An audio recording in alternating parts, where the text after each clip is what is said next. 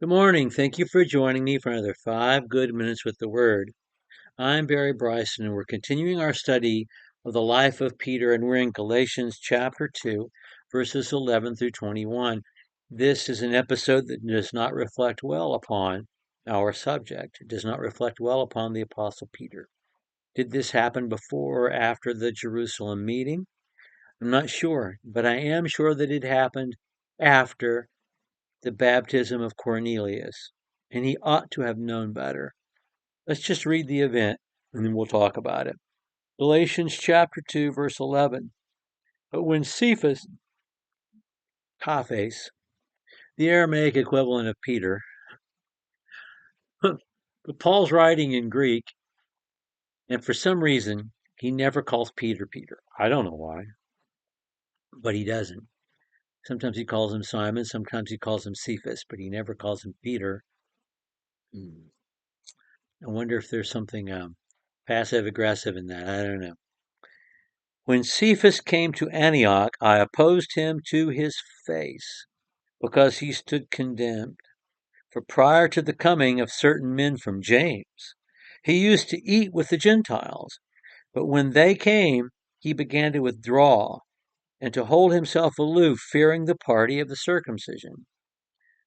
And the rest of the Jews joined with him in this hypocrisy, with the result that even Barnabas was carried away by their hypocrisy. But when I saw that they were not straightforward about the truth of the gospel, I said to Cephas, in the presence of all, if you, being a Jew, live like Gentiles and not like Jews, how is it that you compel Gentiles to live like a Jew? We are Jews by nature and not sinners from among the Gentiles. Nevertheless, knowing that a man is not justified by the works of the law, but through faith in Christ Jesus, even we have believed in Christ Jesus, that we may be justified by faith in Christ, and not the works of the law. Since the works of the law, no flesh shall be justified. But if, while seeking to be justified in Christ, we ourselves have been found sinners, is Christ then a minister of sin? May it never be. Um, anyway, let's stop there. I said we're going to go through 21, but really that's as far as we need to go. So this is an event that happened before Paul and Barnabas. Um, uh, either went off on their first or their second missionary journey, which of course they didn't go off on together because they had a split before the second missionary journey. In other words, this either happened before Acts 15 or after Acts 15. And I used to believe that it happened um, after Acts 15, because I always felt like this had to have been written after Acts 15 itself. Um, um, I think I said that backwards. But I used to think this was written after Acts chapter 15. I'm not sure now. Peter says back in Acts 15, some days ago, or some time ago, not some days, but some time. Like he's looking into the somewhat distant past, not the recent past. So this could have happened afterwards. Anyway, this is what happened. Peter's in Antioch. Peter's in Antioch and enjoying fellowship with all the brethren and having table fellowship with Jew and Gentile Christian alike, because there's no difference until people from James come to Antioch, and wanting to please them and knowing their prejudices, he stops eating at the table with the Gentiles and only eats at the table with Jewish Christians and not Gentile Christians. Now, recall all the way back to when he baptized Cornelius. There was already a party formed that were for the law of Moses. All the way in those early days, there's a sect already forming. And back then, their issue was not so much in Acts chapter 11 that he had baptized Gentiles, but that he'd eaten with Gentiles.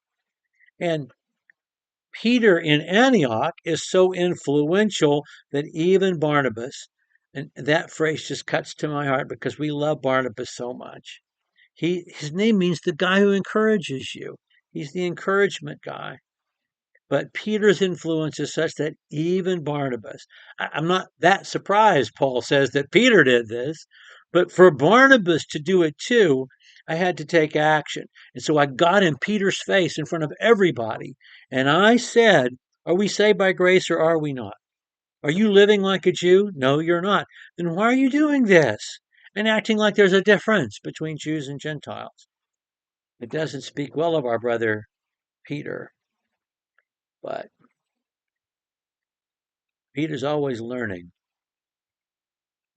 If this happened before, the Antioch meeting, then Peter gets up and repeats the things that Paul has said to his face there in Jerusalem to everyone gathered about being saved by grace and not by the works of law.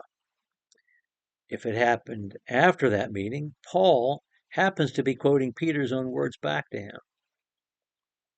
But we know that after this event, by the time we get to 1st and 2nd Peter, this lesson has absolutely been learned. Okay, I think that's all we're going to say about that today. Next time, and we may not even go 5 minutes next time, we're going to look at a few verses in 1 Corinthians and 1st and 2nd Peter that give us some details about Peter's life between this event and the end of his life, which we know about through the writings of 1st and 2nd Peter. Thank you for joining me for another 5 good minutes with the Word.